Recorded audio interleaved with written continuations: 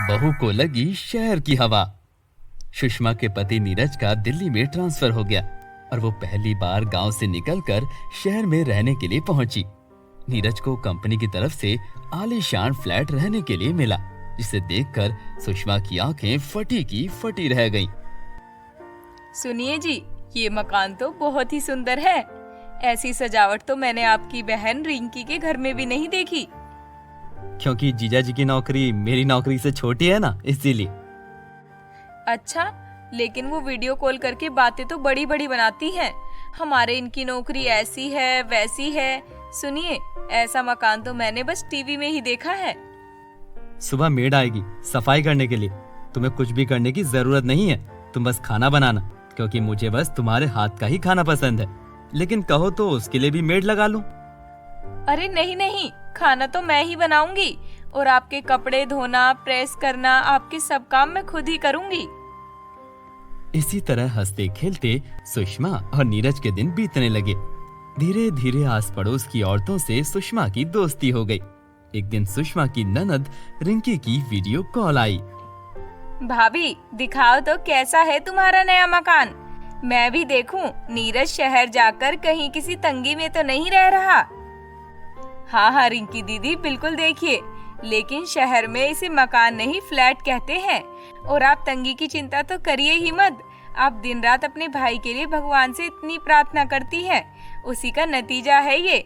इसकी सजावट तो देखिए जरा, जैसे किसी पिक्चर में होती है, बिल्कुल वैसी है।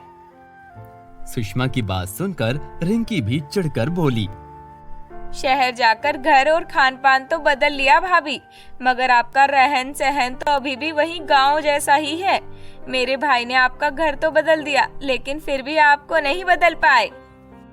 रिंकी की ये बात सुषमा के दिल पर लग गई। अब उसने सोच लिया कि उसे भी शहर की औरतों की तरह रहना है। शाम को नीरज के आने के बाद, सुनिए जी, मुझे बहुत सारा सामान खरीदना है। ऐसा तुम्हें क्या खरीदना है? वो सभी चीजें जिनसे मैं इस शहर वाली औरतों की तरह दिखूं। उनके जैसे कपड़े, उनके जैसा शरीर और उनके जैसा खान पान। मुझे भी सुंदर दिखना है।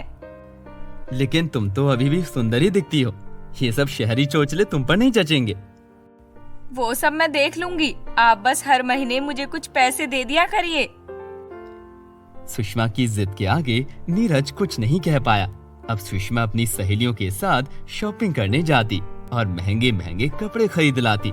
शुरुआत में सुषमा को ऐसे तंग कपड़ों में बहुत परेशानी होती, लेकिन फिर भी उसने शहरी औरतों जैसे कपड़े पहनने की आदत डाल ही ली।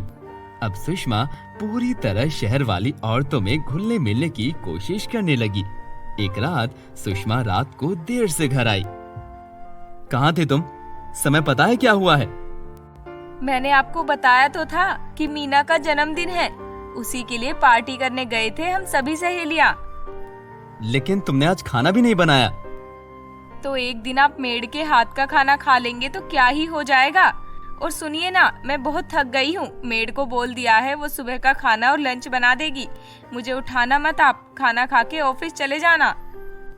इतना कहकर सुषमा सोने चली गई। नीरज को वही दिन याद आ गया जब सुषमा ने कहा था कि नीरज के सभी काम वो खुद करना पसंद करती है। सुषमा का ये बदला हुआ रूप देखकर नीरज हैरान रह गया। अब सुषमा रोज अपनी सहेलियों के साथ नई नई जगहों पर घूमने जाने लगी। उसका पहनावा और उसका खान पान बिल्कुल बदल गए। अपने शरीर को फिट रखने के लिए सुषमा ने सब खाना छोड़ दिया और डाइट फूड खाने लगी। नीरज से सुषमा का ये बर्ताव ज्यादा दिन देखा नहीं गया। एक दिन, सुषमा, तुम शहर की हवा में कितनी लापरवाह हो गई हो। ना खाना बनाती हो, ना आराम करती हो, ना ही ठीक से खाना खाती हो। मेड मुझसे भी अच्छा खाना बनाती है, इसलिए मैंने खाना बनाना छोड़ दिया और गांव में मैंने खूब आराम किया है। सब सहेलियां किटी पार्टीज में जाती हैं, मैं नहीं जाऊंगी तो सब मेरे बारे में क्या सोचेंगे। और खाने के बारे में तो आपको कोई जानकारी ही नहीं है, उसे हेल्दी डाइट फूड कहते हैं। आपको तो खुश होना चाहिए कि आपकी पत्नी अब कोई गांव की गवार नहीं है। नीरज समझ गया कि सुषमा को समझाने का कोई फायदा नहीं है। सुषमा अब डाइटिंग के साथ साथ रोज सुबह जिम भी जाने लगी। जिम से आने के बाद सुषमा इतनी थक जाती कि बिना खाना खाए ही सो जाती। उसके बाद अपनी सहेलियों के साथ किटी पार्टीज में जाती और नीरज के घर लौटने के बाद वापस आती। उसके पास अपना घर पर किसी से बात करने का टाइम था और ना ही ससुराल में। एक दिन सुषमा के माता पिता उससे मिलने आए।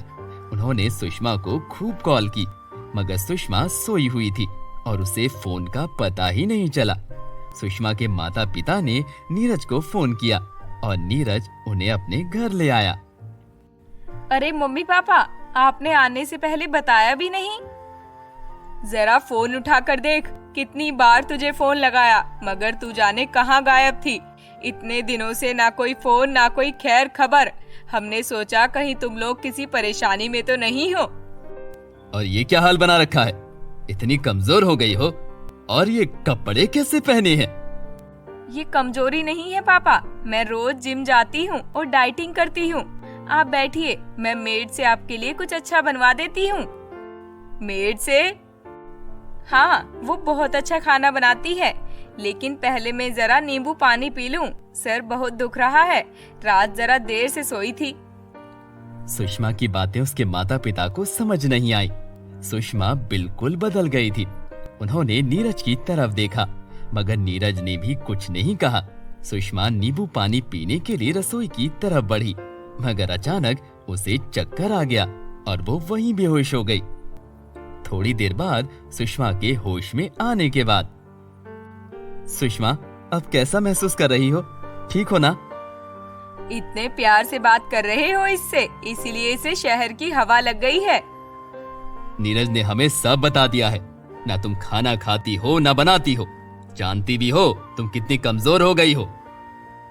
डॉक्टर ने कहा है कि तुम्हारे शरीर में खून की बहुत कमी हो गई है और कैल्शियम की भी कमी है, और अगर तुमने अपना खान पान नहीं सुधारा तो तुम्हें खून से जुड़ी खतरनाक बीमारी लग जाएगी।